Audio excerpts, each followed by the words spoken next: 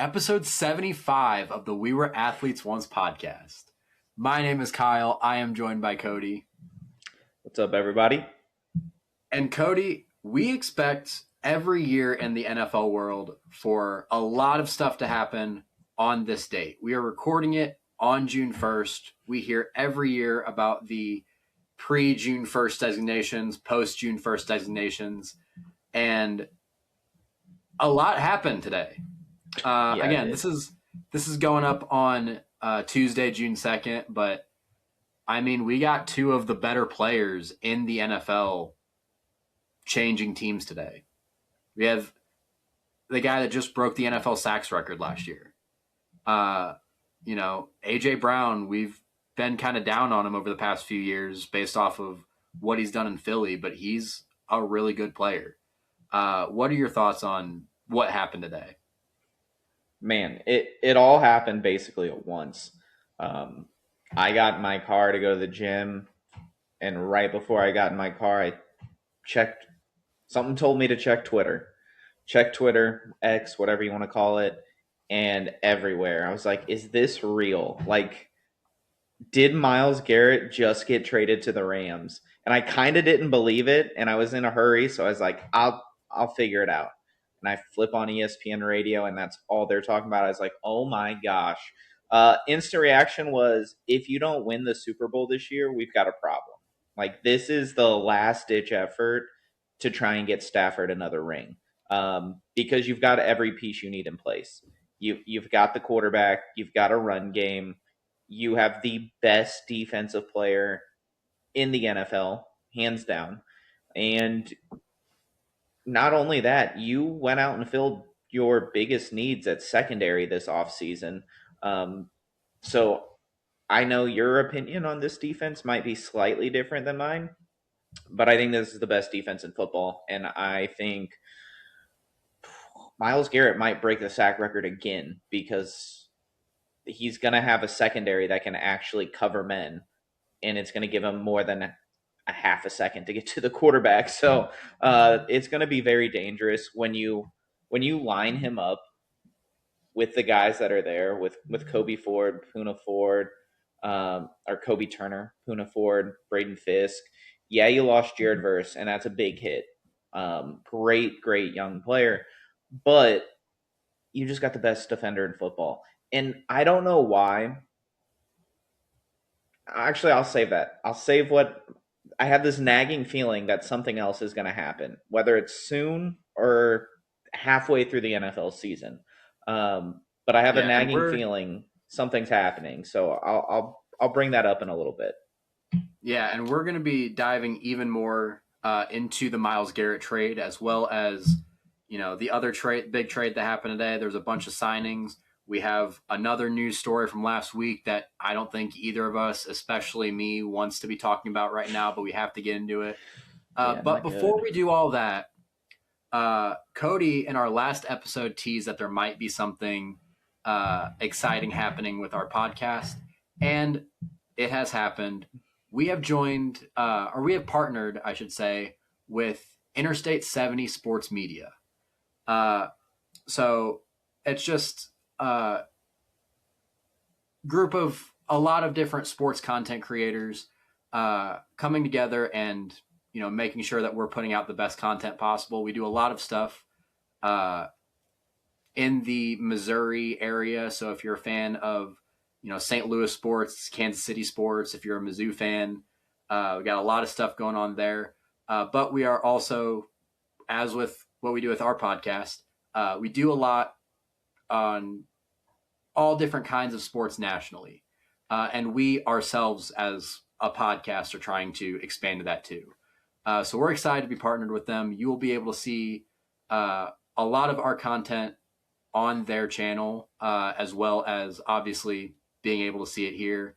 And we are going to be collaborating with them on all of our videos. So you should be able, if I know how to do this correctly, you should be able to, next to the subscribe button, be able to see both our channel and Interstate 70 Sports Media's channel. So go ahead and give them, or check check what they do out because they do really good work. And obviously, we wouldn't be joining with them if they didn't. Uh, Cody, you have anything to add to that? Yeah, I'm excited. I have had the opportunity to be on one of the other podcasts. I started originally podcasting as a guest with one of the other ones with the Blues Fan Forum Network or Blues Fan Forum podcast. As a guest on there, and that's kind of where me getting into this with you started. So I'm excited. There's some good dudes over there that know their stuff. We're gonna have fun doing it.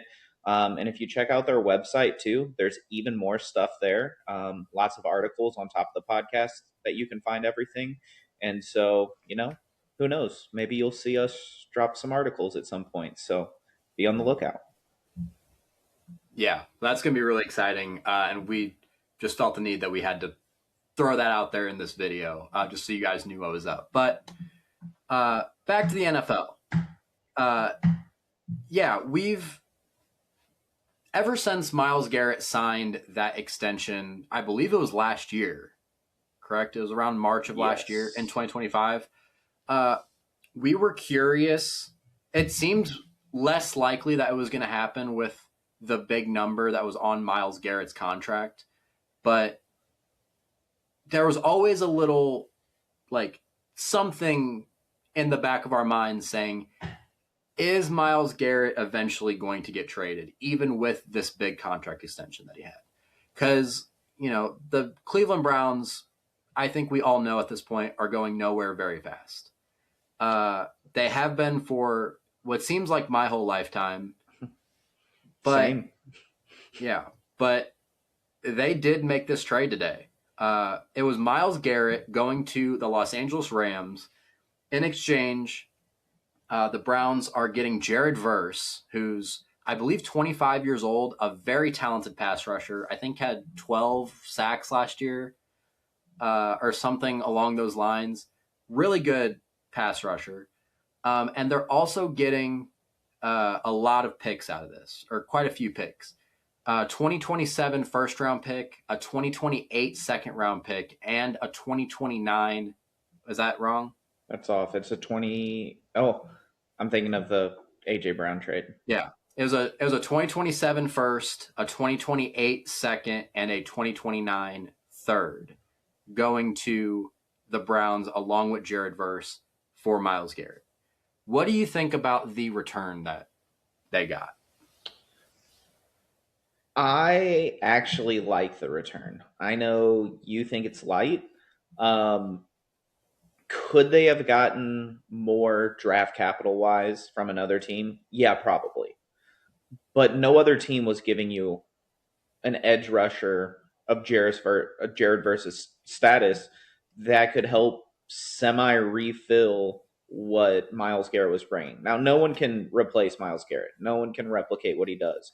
But you're talking about a guy in Jared Verse who, as a rookie, won Defensive Rookie of the Year and was a Pro Bowler as a rookie. This is a guy who last year had 7.5 sacks, three forced fumbles. He gets to the quarterback, he causes pressure, he collapses the pocket. He's a very, very good defensive end. So you're getting a guy that instantly replaces him. You've got him for about 2 years, but you also have just about no cap at the time that he's going to need to sign a contract. Deshaun Watson's contract is either up or up a year later. And the only big contract that you had was Myles Garrett. And you don't have a quarterback on your roster that you're going to be paying $40, $50 million. So you're going to have ample cap space to give Jared Verse a bag. And you get a first. What was a first, a second, and a third, correct? Just in Yeah. different years. You Mm-hmm. get a first, a second, and a third. That's three other players. One should be an instant starter. Your second rounder has a, depending on who you draft, where it's at, has a chance to be an instant starter. And the third round, we know what third round picks can be. Those are the meat and potato guys. Those are the guys that you can bulk up your line with, or you can go get a sneaky receiver or that running back that you need, which hopefully they don't with the running backs that they have. But you're getting yourself 4 players for Myles Garrett. I know it's Myles Garrett. I know it hurts. I know Cleveland fans are probably pissed because it's Myles Garrett. It's their one and only good thing going on there. But how old is Myles Garrett? Isn't he like 32? 30 or 31, I think. So you're talking about a guy, whatever age he is 30. He'll be 31 before the year's up. At the end of the year, yeah. Yeah. So you're talking about a guy that by the end of this contract is going to be 34, 35 years old. That doesn't fit your window or even close to it. You're not going to be ready to win in 2 or 3 years with Myles Garrett. Yeah, your defense is good, but you're putting up like 17 points a game. Like, you're not going to win like that. You had the most dominant defender and won 5 games. So I think this was a really good football trade for them. You're getting draft capital, some really good draft capital, and you're getting an elite defender. Not Myles Garrett level, but an awesome edge rusher who's still improving, right? He's not as good as he's going to be. So I think this is a trade that Browns fans, you shouldn't be that upset about. Yeah, it hurts losing the one good thing you have. And you're probably going to have to buy new jerseys because that's the only player you got a jersey for. They're used except to for it. you, Shador fans that apparently bought a billion jerseys that are going to be a backup quarterback. So that sucks. But I think this was a good trade. The Rams got what they need. They just made their really, really good defense even better. It gives them the best window of opportunity to win right now. And Les Snead, we know his motto is F them picks. Like, he's made 3 picks in the last 10 years, and all 3 of them, 2 of the 3 of them have been traded away now. And one of them is a backup quarterback this year. So we're talking about a team that doesn't care about the picks, and clearly it doesn't matter because they're a Super Bowl contender or NFC contender consistently. So I think this was a good trade on both sides. Yeah, I don't think it was a terrible trade on the Browns' part. I think you're right. Myles Garrett is not going to bring this team into Super Bowl contention, and they're not going to be good throughout the rest of his contract, which I think there's 3 years left on it. Yeah. But that's the exact same amount of years that Jared Verse has left. He's played 2. He's got 2 left on his rookie deal, and you know the Browns are going to pick up his 5th-year option. They'll pick up that 5th-year option for sure.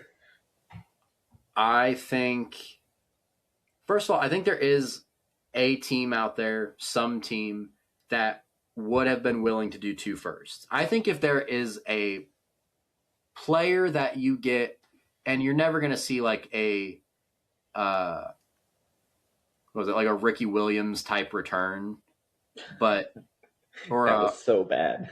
Or a Herschel Walker type return. RG3. But the guy that just broke the NFL sack record, the guy who had the second most QB pressures in the modern era,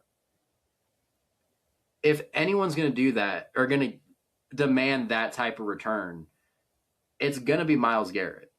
If it's not like a quarterback or something like that. Like, Myles Garrett is probably the most valuable player in the NFL that isn't a quarterback right now. And he was able to do all this stuff on, I mean, a good young Browns defensive line, but not like any defensive line that's going to blow anyone away. And now you're adding him to, you got Kobe Turner, Braden Fisk, Byron Young, a lot of really young, really good players rushing the passer right now. Myles Garrett, fun. Yeah, he's gonna every have a O field line day. should be terrified. And I just think there is a team that would be willing to do that, even if you don't necessarily get Jared Verse back for him, because you can draft your Jared Verse. That's where I disagree with you. If you could just draft a Jared Verse, people would be doing it every year, and they're not. There's not a bunch of Jared Verses. Jared Verse is 25 through almost this entire season. What? There's maybe three, maybe four tight ends, DNs under the age of 26, 25 and younger that are as good as Jared Verse or better. Like you're talking Aiden Hutchinson, who's also 25. You're talking Willie Anderson Jr., who's 24, and then after that, you're talking maybe Jalen Carter, but he's more of an interior D line, not an edge. After that, who gets you close to that? I personally think if your goal was to get 2 first-round picks, or you could have a first, a second, a third, and Jared Verse, I think that's head and shoulders better than getting 2 firsts. Because are there DNs that happened in this year's draft that are going to be as good as Jared Verse in 2 years? Well, this year's draft was a really bad draft class. Okay, what about last Like, year's? I think, I mean, it kind of depends on how a lot of these, like how Arvell Reese, for an example, is Not even used. close. Arvell Reese is going to be a linebacker, like an off-ball linebacker, though, for the Giants. I mean, Everyone thought of it Abdul depends on Carter was going to be that guy, and he crapped the bed this year. but this is the thing with that though. We talk a lot about this with quarterbacks. A lot of it depends on the team that they play on and the scheme that he got. I do think Jared Verse is a obviously I think Jared Verse is a very good player. He you just read off his stats. Uh, I was really high on him when he was coming into the draft out of college, and he got put in the best situation he possibly could, or one of them, where Chris Shula was his defensive coordinator, and he got paired up with a bunch of really good young defensive linemen. If a guy's coming in the league and he is the only threat in terms of rushing the passer, yeah, he's probably not going to be as successful. If there's a defensive coordinator who doesn't, really isn't as good at teaching how to rush the passer or how to be the best pass rusher you can be, then yeah, you're probably not going to draft a guy as good as Jared Verse. I'm just looking over the last 5 drafts. There's one D end. If Will Anderson was drafted as a 3-4 outside linebacker, but he's a D end, so we'll count him. 2 DNs in the last 5 years that have been productive, that were early picks, and there weren't 2 drafted. There's a ton that get drafted, and everyone's like, "Oh, that's the guy," and they're not. And Jarris Verse has been the guy. So you can say you can draft your own Jared Verse. It doesn't happen often. I don't know. I'm Like, interested to see. I'm interested to see how Jared Verse looks on the Browns. I think if you look at him as a pass rusher, like I said, he's a very good pass rusher. I am curious to see what the results look like in terms of quarterback pressures, in terms of sacks, you know, all that stuff. Like, how is he going to actually produce on the field as a Cleveland Brown? we shall see. Yeah. I just think it's better than 2 firsts. Well, let's talk about the Rams side of this now, because obviously this is a team that was one of the best teams in the NFL last year. If not, obviously they lost to the Seahawks in the playoffs. There is still an argument that the Rams were the best or the most talented team in the NFL last year. And they're adding a superstar onto this defensive line. What do you think this does for the Rams? It puts them over the top. All right. So last year, thinking about the games that the Rams played that were close, it was against Seattle only. Like every game that Seattle and LA played, still feels weird calling them LA. Every game that they play was a back and forth kind of shootout type of game. And I think that one, getting Myles Garrett, you've got a run stuffer and you've got a disturber of the quarterback. Like, no matter what happens, the quarterback is always going to be thinking, where is Myles Garrett at? Right? Like, that's in the back of his head no matter what. And that clock speeds up on these quarterbacks. So if you've got quarterback out there that's hearing footsteps, that's like, where are they? Because I know what this line does. That can change the dynamic of a game. I also don't want to underestimate the Rams going out and filling secondary this offseason. You went out and you traded a first to get Trent McDuffie. You've got your number one shutdown corner. You went out and you got Jalen Watson, who's a solid number two. You still have Emmanuel Forbes, who I think is going to continue to develop. Hopefully he fills out and thickens up, but he's not a bad corner. He was a former first-round pick. And I like their secondary with Cam Curl and Cam Kitchens. I think they're very underrated.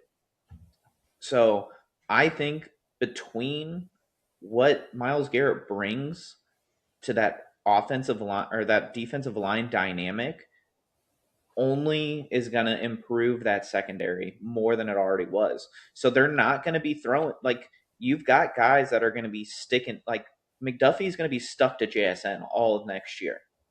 He doesn't play one side of the field. He's going to be on him all game. And Trent McDuffie's a dog. He relishes in those types of situations. So trust me, as a Chiefs fan, it sucks that McDuffie's gone because I love everything about him. He is a dog, and he is going to fall around JSN. Now, that doesn't mean JSN's not going to have a good game still, but if you're speeding up the quarterback and you put an all-pro corner out there, you're going to start getting some takeaways that you didn't get last year, and that's going to change the dynamic of this game. So I think that this is huge. And let me throw something out there. I kind of teased it earlier. There have been rumblings over the last 2 years that a certain defensive lineman that has been retired had an itching to come back, and we've seen videos of him still working out, and he is still a beast.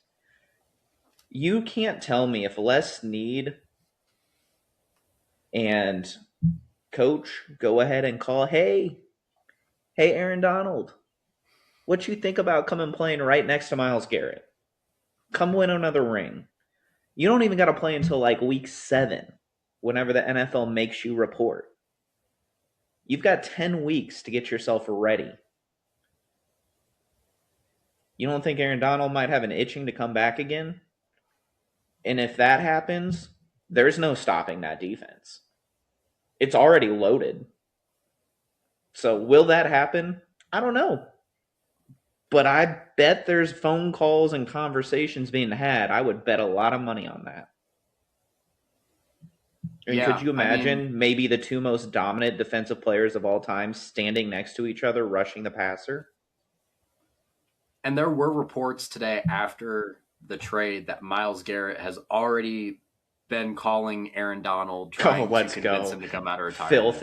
Filthy. I don't know how accurate those reports are, but I mean, I'm sure it's at least come across Myles Garrett's mind, and it's come across the Rams. I'm sure it's been the number one thing on the Rams' mind since he retired. 100%. Like, if I'm a quarterback of another team or that offensive line, I'm like, can we just forfeit this week? Like, I don't want to get hurt all game. Like, that's going to be insane. How do you stop that? You can't double team anybody. You're going to pull your whole O-line to one side and let Kobe Turner free rush the quarterback from the other side? Like, what are we doing? Like, this is not going to go well if that happens. So I think this is 100%. Like, I asked you before the show, who are you taking, the Rams or the field? And you thought about it for a minute, and that tells me everything I need to know, and I'm taking the Rams. I don't think there's an NFC team that can touch them. Yeah, I mean, I do definitely think they're the favorite. I think it's still to be determined in my mind on if I take them over every other team in Taking the them. NFC. I'm taking the Rams. I think the biggest As thing, long as Stafford doesn't get hurt, I'm taking the yeah. Rams. I think the biggest thing that, in my mind, does bolster the Rams a lot more is, again, the fact that their biggest issue last year were their corners, and they were able to solve that pretty well. Um, they did get Trent McDuffie and they did get Jalen Watson. I'm not necessarily. I don't think Cam Kitchens and Cam Curl are like bad players. I just don't think they're like the top of the top. I think Cam Kitchens is so underrated. I think he's so good. Um, Trent McDuffie, yeah, he's one of the best young corners in the league. He's still gonna have a handful with trying to cover JSN. But so is any corner in the league. But what I will say is, and I saw this firsthand last year, that the quarterback not having time to throw the ball it does a really good job at masking any sort of issues that you have with your team. Last year, and I'm bringing it back to the Packers, I have to. Last year when when Micah Parsons was on the field, the Packers were the 2 seed in the NFC. They were 9-2-1, and they were beating the Denver Broncos at the time. Micah Parsons. I think I keep saying Myles Garrett because part of me was still like, there was a part of me deep down inside that was like, what if the Packers were able to find a way to pull this off? No, when Micah Parsons tore his ACL, the Packers ended up losing that game to the Broncos and lost out the rest of the season, including the playoffs. And the Packers were 9-2-1 with probably one of the worst defensive back groups I've ever seen. The second worst defensive back group. The Miami Dolphins were still a thing. Yeah, that's fair.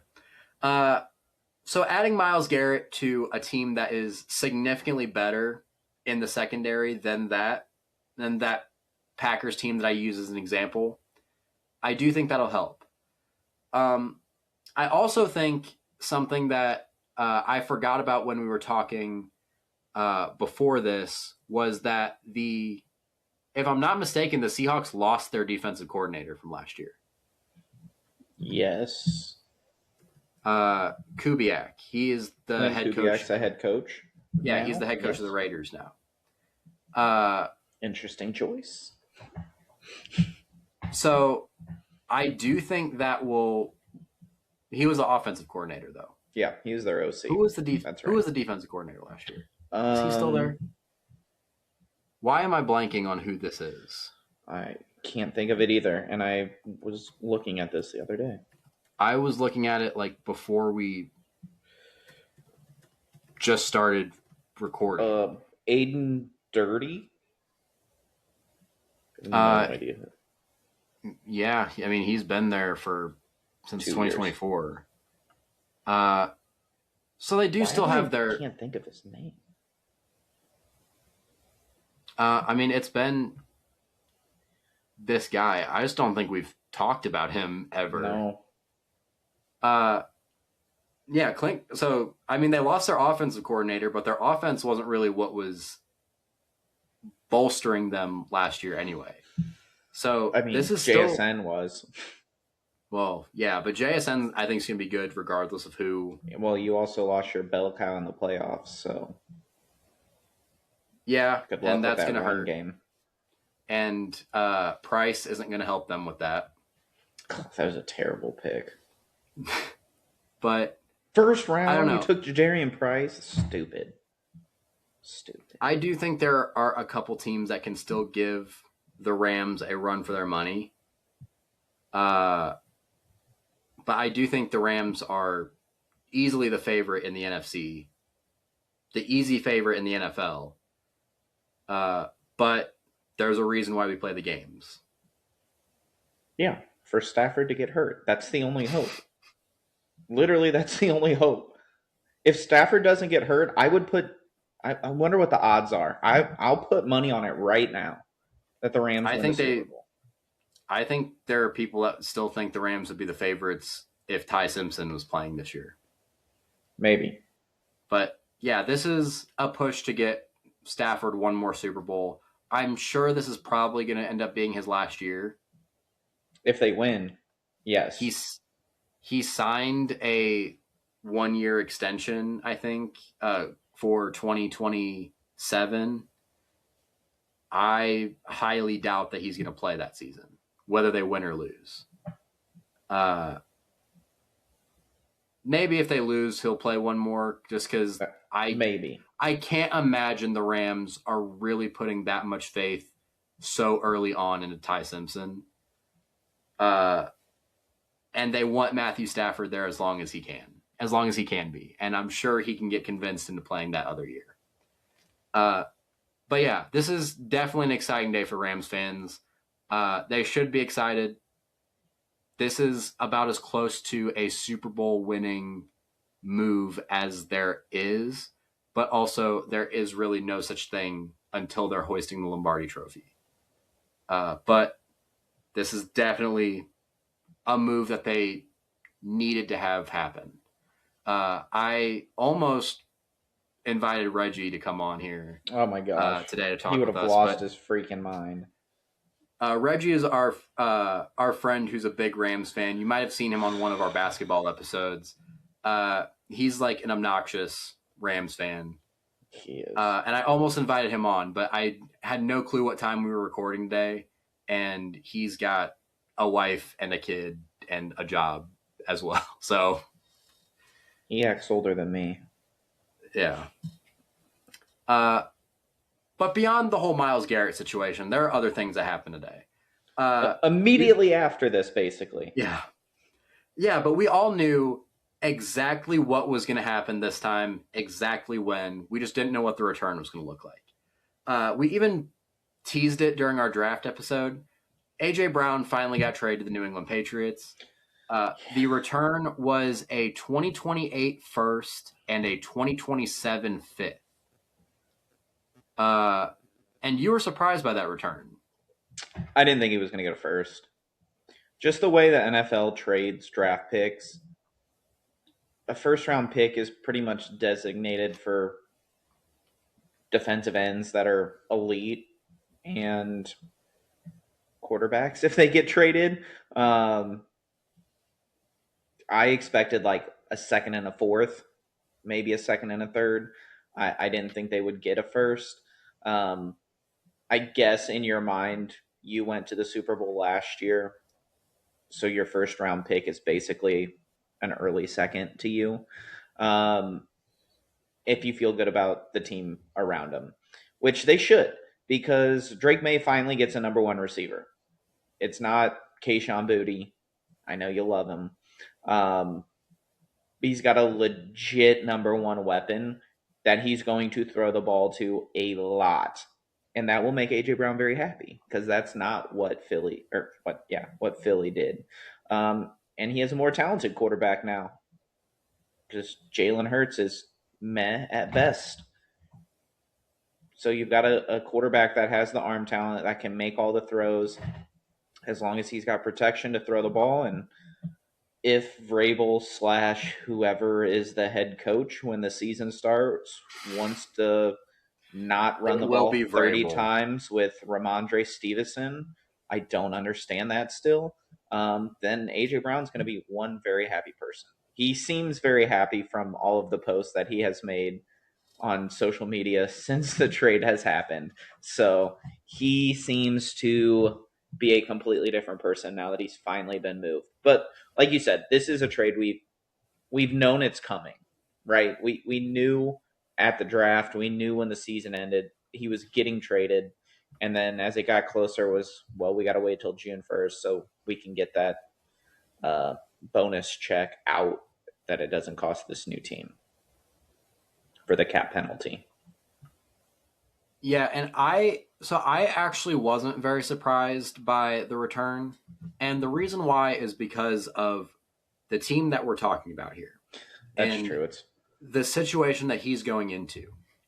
Um, the Patriots, I have no clue how Drake May was as successful as he was last year, his wide considering receivers were terrible. everything that was going on around him. Not just his wide receivers, everything that was going on around him. Um, Ramondre Stevenson actually like isn't a bad running back when he's able to hold on to the ball, and It's not he great. did that fairly well last year, to where Ramondre Stevenson and Travion Henderson worked out very well as a thunder and lightning combo. Um, Except you barely gave the ball to the good running back. well, towards the end of the season, it was a lot more of a 50-50 split. And I think that's a nice little spot that they can land. Is I do think Trayvon Henderson should get the ball more than Ramondre Stevenson, but I think it's a solid situation they had going on with their run game. Um, their left tackle was not good last year, and No, he wasn't. he is someone that you are relying on to be able to develop with Drake May and to be able to protect Drake May's blind spot. He didn't do that last year. Now, I mean, they still have Michael Onwenu. They still have Morgan Moses on the right side. I believe Elijah Vera Tucker they just brought in, correct? Yes. To play left guard. So they, you know, they made a move to bolster their offensive line, and they put him right next to Will Campbell. And I'm sure that's in hopes that that will help him a little bit. He's been playing left guard for a while too, so that's his natural position. But their running backs, I mean, could be better. Their offensive line wasn't really helping Drake May last year. Their receivers were, I mean, there's good players and they were kind of performing like decently well, but I think a lot of that was more on Drake May. They cut Stephon Diggs because Stephon Diggs is dumb. They brought in Romeo Dobbs, which, as a Packers fan, It's great I bringing. don't know why they would give him that much money. No, too much money, but I like the receiver. And I don't think he should be their number 2 even. I was not maybe as much Kayshon Boutte is their number 2. but I will say Romeo Dobbs made They a couple also nice, like Jalen Coker, so yeah. He also made a couple nice Jalen Coker. not Jalen Coker. Jalen Coker's with the Panthers. Yeah. Oh my gosh, blanking Kyle on Williams. Kyle Williams. I like Kyle Williams. They need to throw him the ball more. Yeah, I do too. But I mean, Romeo Dobbs shouldn't be your number 2, but he did make some clutch catches for the Packers throughout his time there, so at least there's that. I thought he This was is the one of your first- best receivers last year. I disagree, but he was one of the best healthy ones. Because our best Best receivers- ability? Yeah, it's availability. That's right. I take Christian Watson when he's healthy 10 times out of 10. I take Except Jaden he's Reed never when he's healthy. 10 times out of 10. I take Tucker Kraft when he's healthy 10 times out of 10 over Romeo Dobbs. The issue with that, all 3 of those guys were injured last year. Yeah, and Romeo Dobbs is reliable. So yeah, and then they have Kayshon Boutte listed as their 3. I do think Kyle Williams will get a decent amount of playing time. I think they're going to keep Demario Douglas in. Hop Douglas will get some time. Yeah, he'll be involved. Mac Hollins, I do think will be involved. It's a much better receiving core this year than it was last year. AJ Brown makes this team better on the field. Yes. I will again emphasize he makes them better on the field. Gosh. Because all wide receivers are divas, okay? All wide receivers are divas. He had a trash quarterback who didn't know how to get him the ball, even though he was wide open, and he would be wide open, and he would either underthrow him or overthrow him. I'd be pissed too. But AJ Brown was happy though when he got traded to the Eagles. yeah, because he was playing on the freaking Titans that blew He's like, oh, I'm going from dead last to I have a chance to win a Super Bowl. And then he won a Super Bowl. And then he realized, oh, my quarterback sucks and can't get me the ball. I want to go somewhere where I can actually catch a ball. And so I'm going to go to a team with a worse receiving core. That every defense is going to be able to look at me a lot more as the number one guy instead of having Devontae Smith there, who will also take some of the Yeah, but heat it as the didn't number matter. the That's the problem. co number one. Yeah, co number one. Devontae Smith is great. He is a co number one. But it didn't matter that he took some of the pressure off of A.J. Brown because Jalen Hurts still couldn't get him the ball. Like the Yeah, but is fact it? that he was 1,000-yard receiver last year was a miracle because he was getting like 4 targets a game. And when he got like 10, he'd get like 3 catches because Jalen Hurts would airmail it. Like he was. I don't understand people's love with Jalen Hurts. He is such a bad quarterback. He's good for a tush push, and that's about it. He is not a good quarterback. I'm sorry. AJ Brown is going to a quarterback who has arm talent. I don't care that he's going to get some double coverages. AJ Brown is a good enough wide receiver that it does not matter. And I do think things will improve for him. I just don't know.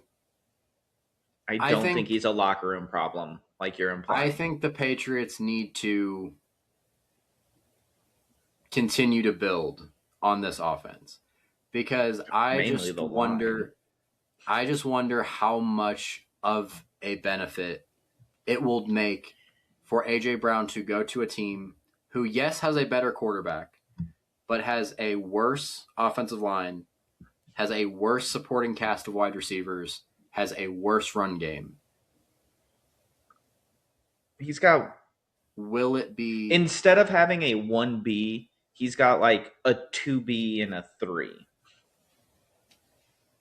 Like outside of Devontae Smith, the Eagles don't have really like, okay, cool, you got Dallas Goedert, who got the ball more than everybody because that's the only person Jalen Hurts can throw the ball to 5 yards down the field.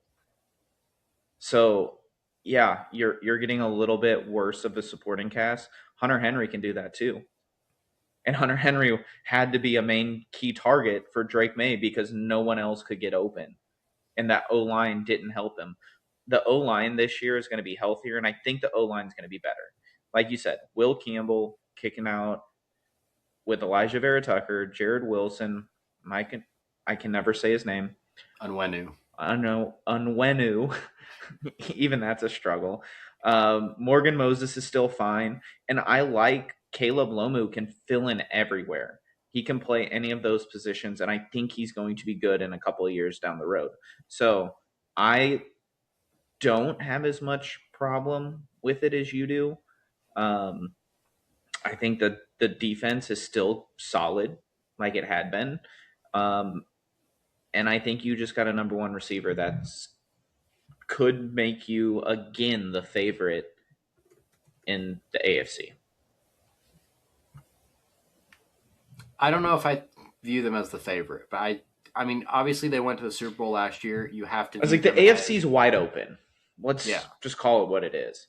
Which, if it's wide open and the AFC champion come back and the only thing that they did was get a true number one receiver that they didn't have, because last year they were rocking with like a 2 and a 4, basically. Like, it might make them the favorite. Like, I Yeah, I still think still Denver will be good. I still think Buffalo. We'll see with the whole coaching situation. I don't like it, but you can't count out Josh Allen.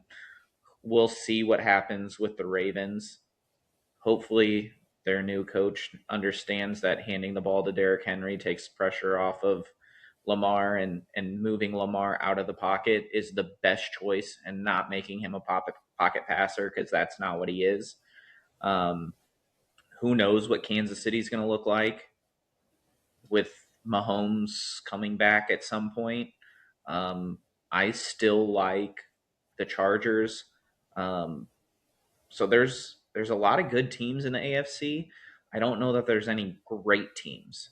So getting yourself a number one could put you over the top here. Yeah, and much like the Rams, I think the Patriots fans should be thrilled about this Oh, trade, 100%. and it does make them better. And as we get close to the season, I'm very interested to see the impact this makes on this team because it will make an impact for the better. I still just don't know if they're the favorite in the AFC, and I don't even know if I necessarily have them as the favorite in their division because I still think the Bills. I'm not gonna count out any team with Josh Allen on it. No. One other thing that you kind of said off on the field, it makes them a better team. I think honestly, AJ Brown off the field makes them a better team because you're giving this young wide receiving core some veteran receivers that can help them and teach them. Because last year it was Stephon Diggs, and we know what a head case Stephon Diggs is. Like, how helpful was he to Pop Douglas, to Kyle Williams, to any of them? And now you bring in AJ Brown, who is an elite number one, and you bring a veteran of Romeo Doubs in, like a guy that's not a superstar that knows what you have to do to work and to put in the effort and what it takes to be a vet guy. Like, I think that's going to help some of those young guys too. And I think those are the things we don't talk about very often is what impact do they have on the other guys in that core. And I think it's going to be good for them. Yeah, I do too. I just think they better get AJ Brown the ball because they're going to get AJ Brown the ball. They're going to get AJ Brown the ball. I think they will. I think they will too. And if he doesn't catch 10 a game or so, it's not because there's going to be a lack of trying. Yeah.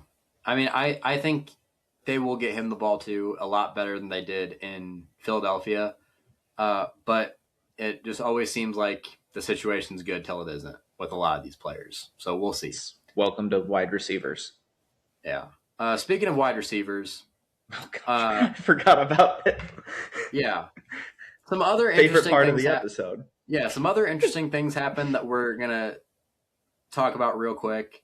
A big one that caught my eye is that the Giants went to the nearest retirement home and you don't got to do them dirty like that. Come on. And said, hey, everyone that the last people on the list from this retirement home that we should be signing, let's sign you. Let's sign Odell Beckham Jr., let's sign Juju Smith-Schuster, and let's sign Braxton Berrios.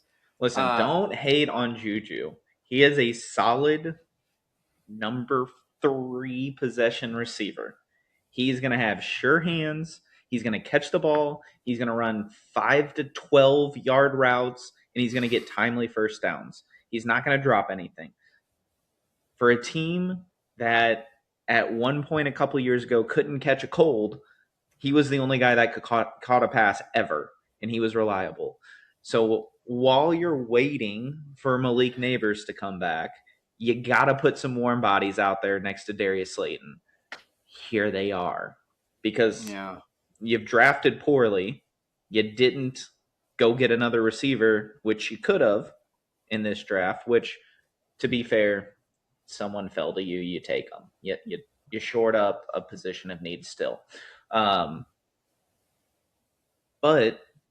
I mean, you got to have somebody out there because they don't trust some of those other guys in that receiving room, and I wouldn't either.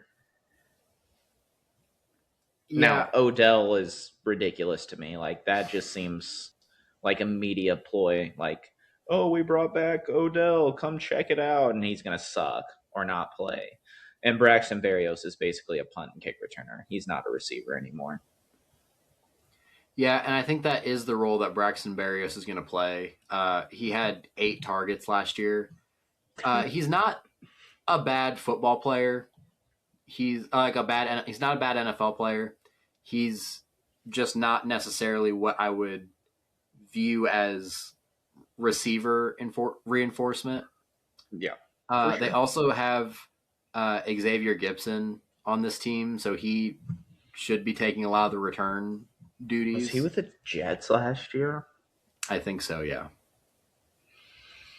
Uh, and then they have Deontay Banks listed as their number one punt returner, Okay, which I don't know Braxton about that. or the number one kick returner. So Braxton Berrios might end up taking that role. But how many? You got Braxton Berrios. You got Juju Smith-Schuster, who is still like a fairly productive NFL wide receiver, and he's not super old, but he's 29 and he's dealt with a lot of injuries over the past few years. And then we've got Odell Beckham Jr., who didn't play in 2025. In 2024, had a total of 18 targets as a member of the Miami Dolphins. Uh, it was 9 catches for 55 yards and no touchdowns. He is now 33 years old, and he, I mean, isn't the best for the Giants off the field either. Do all of these guys make the team for week one? No. Who do you think does not? I don't know if Odell does. I think Juju will. He's a solid veteran vet. He's going to catch the ball. He's not going to demand the ball, because like I look at that depth chart. I'm trying to think of who's on it. Besides that, Well, Darnell Mooney's yeah, going to get the ball, they brought in Darnell and Mooney this year. They brought in. I was just looking at it. Who else did they bring in? Calvin Austin. Calvin Austin the third. So two very Um, solid receivers. yeah, Two receivers and that I would argue are better than all three of these guys right and now. then you've got Darius Slayton, who's not going anywhere. He's going to be your number one while Malik Neighbors is out. At some point, you hope Neighbors comes back quickly.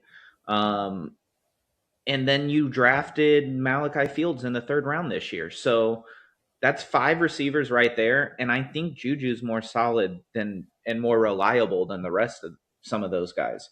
So who was that early? They drafted someone small and a couple years ago, Are you early talking about first or Jalen second Hyatt? round. Jalen Hyatt. That was a terrible pick. He's going to get I cut mean, because he's not I'm good. I'm never against trashing Tennessee players. Well, he's in my mind. He was their next version of Kadarius Toney. Like you took a small, shifty guy that you thought was gonna have yak for days, and he can't catch a ball or stay healthy. So he's gonna get cut. How many wide receivers are you keeping?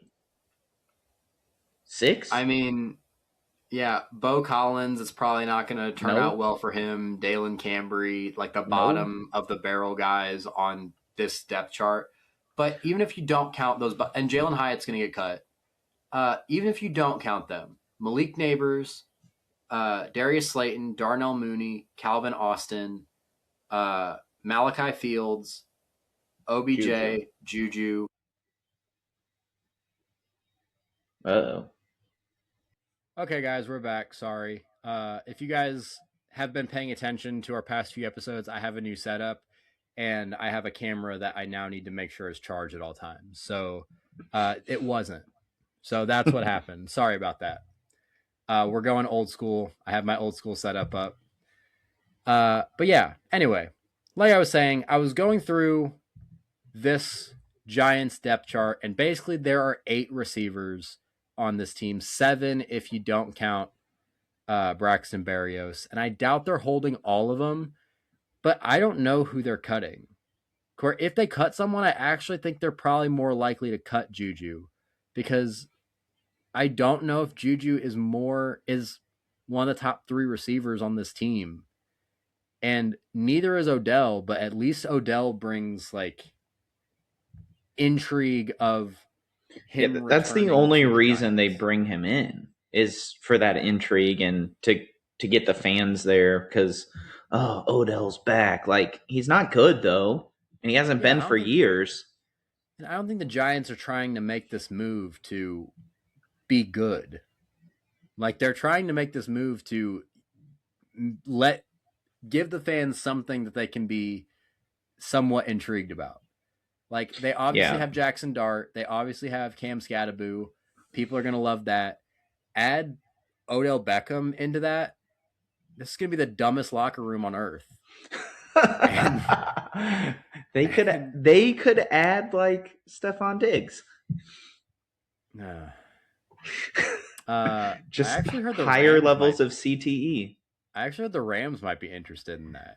They We probably just would. we just said a bunch of things that the Rams fans would love with Myles Garrett, and now we have to rain on their parade a little bit and tell them they might get Stephon Diggs. Yeah, I don't know. The whole situation right now in the Giants is weird. Maybe they cut Xavier Gibson, and the Braxton Berrios situation works itself out. He's just going to be a returner. Yeah, Special teams guy, but don't count him as a wide receiver. like I said, there's still 7 other guys there, and it's hard for me to believe they're going to keep all of them. But I don't think they cut Odell. Well, if they keep 7, Neighbors, Slayton, Mooney, Calvin Austin, Malachi Fields, Odell, Juju. That's the 7. Yeah. And then you just don't count Braxton Berrios as a wide receiver because he's a special teams guy only. 7's still kind of a lot. Which is, I originally said 6. And if you do that, you performance-wise should cut Odell. For the spectacle, you cut Juju so you can keep Odell. Either way, it's not going to make a big difference.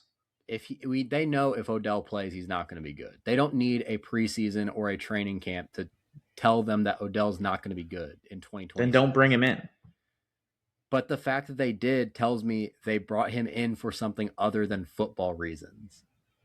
Yeah, fans. And that's why they're not going to cut him. I mean, keep him for the preseason, get your fans to show up to those games, and then cut him because he sucks. I don't know. We've talked too much. Congrats, you had one good catch. I mean, he was a good receiver when he was in his early 20s. He had like 2 decent seasons. Much like everything that happens with the Browns, they ruined him. Or he ruined himself while in Cleveland. He ruined himself. He did have that fun run with the Rams, but could have won Super Bowl MVP that year. But he didn't. So too much about the Giants. They're not worth talking about. They're, as you called it, nursing home pickups. Yeah, and the last thing we have to talk about is something from last week. We need to talk about it at least a little bit. I don't want to talk about it because I'm a Packers fan, but we got to talk a little bit about the whole Josh Jacobs situation. He was arrested for a lot of things that I don't want to get 5 accounts of domestic abuse. Yeah. Cody, do you have thoughts on this before I talk as a Packers fan? Obviously, we're not a fan of it on like off the field wise. No, this is what's going to be done. What do you think is going to happen to Josh Jacobs, though? That's the problem. I don't know that anything's going to happen to him. Normal person goes to jail. NFL player, who knows? He might get a slap on the wrist. He might get no games. He should. I think the NFL has taken a precedent of what it is. I don't know what the recent ones were on the different domestic abuse cases, but if you get charged with 5 cases of domestic abuse, you need to go to jail. Period. End of discussion. Now we're going to talk about the football side of it. What does he get? 2 games, maybe? 6 at the most? I think we have to talk about, can Jordan Love and his mediocre receivers survive with Chris Brooks and Marshawn Lloyd? So my thoughts on the whole situation in terms of what's going to happen to Josh Jacobs. Josh Jacobs is claiming that nothing happened, which of course he's going to, or he's fighting it in court. And while that happens, nothing is going to happen to him. No. They are still going to be investigating. And by the way, it might be an unpopular opinion. I don't think anything should happen to him if they're investigating, because I it's mean, this is innocent until America. proven guilty. Yeah. Exactly. That being said, there's three things you have to ask yourself. Does he play running back in the NFL? Does he play wide receiver in the NFL? Did he go to the University of Georgia? If the answer is yes, he did it. I'm just going to say that. And yeah. So he wasn't driving. Why you got to drag Georgia into this? But nothing's going to happen to him in 2026. 2027 might be a different story, because I think about a lot of these cases where I think a lot of these suspensions tend to get a little bit delayed. I think about Jordan Addison getting his DUI. Rashee Rice almost killed someone, but he didn't get suspended until he smoked a little weed. Or that was his jail time. No, sorry. That's jail. That was his jail time. Yeah. Didn't get jail until he smoked a little weed. Speaking of things we haven't talked about, Rashee Rice is now rehabbing his knee in jail. Idiot. Funniest story of 2026. Arguably. Idiot. Why can Chiefs players just not stay out of trouble? I'm so tired of it. But I think we're not going to see any jail time from Josh Jacobs, because he's rich. He's going to get the best lawyers possible. In terms of suspension, I think it's either going to be 4 or 6 games, and I think it's going to be during the 2027 season. And by that point, the Packers are going to be able to plan around it. They're going to find his replacement. And by that point, Josh Jacobs might not even be a Packer. Like, he has, I think, 2 years left on his deal, and he's getting into his late 20s. He's not necessarily old. He's 28 years old. He turned 28 in February. So 2027, we're going to be talking about 29 years old, paying him $15 million a year. I could see them possibly being ready to cut him without this situation. So I just looked at what the jail sentence could be based on his charges, which one is absolutely insane. The bad one, carries a maximum of 6 years in prison, and his 4 other ones carry up to 9 months in county jail. Those are basically going to be thrown out. I can almost guarantee it, because they're not felony charges. The first one is a felony charge with up to 6 years. That one's going to be a lot more hard. Yeah, you sound smart. It's going to be a lot more difficult to fight. It's getting late, okay? It's getting a little late. If you came here for intelligence, sorry. We're recording this, and it's currently 11 o'clock at night on a Monday night. So, it's going to be interesting, because I agree with, like you said, until they charge him, until they investigate, innocent until proven guilty. So until there's a trial, nothing happens. He's just, unless the Packers are like, hey, we don't want you around until this is dealt with, which I don't see happening, because they don't have a valid option at running back other than him. Yeah, they have, you said Chris Brooks, they have Marshawn Lloyd, and they brought in Pierre Strong, I think, as well. Unless they want to trade for Kamara. They're not going to do that. They shouldn't. Even if he gets suspended this year, I think they would end up going with that running back core, and just hoping they can have the same success that Emmanuel Wilson had when Jacobs was injured last year. So I think that's what would most likely happen. I don't think it's going to. I think he will get suspended at some point during the 2027 season. And again, by that point, they'll have a plan to replace him. Whether it's for the 4 to 6 games he's suspended, or they might be ready to cut him. Yeah, and there's still a really good running back. He is. Running backs don't have a long shelf life, and if you're talking about a 29-year-old running back that's not going to be available for almost half the season, a quarter of the season, almost half the season, it's a good chance he gets cut. Yeah, and it's not like they can't go out and sign a running back that can help this room. Like, Najee Harris, Austin Nick Chubb. Eckler. Do you want to see I his don't knee want fall off? I don't want Najee Harris or Austin Eckler either. Raheem Mostert, Miles Nope. Sanders, Nope. I'll take the trash we Alexander got. Madison, I'll Zamir take the trash White, we got. Hassan Definitely Haskins, not. Elijah Mitchell, Cam Akers, Especially not after my University Chase of Georgia Edmonds. comment. We're not bringing Zamir White in here. He'll get a DUI the second you do. Just kidding, Yeah. Georgia fans. I think it's going to be the guys we have in house. He's not getting suspended this year. I agree. Unless like video evidence comes out and it's like, oh, we can't fight this. Nothing's going to happen until the court proceedings are done.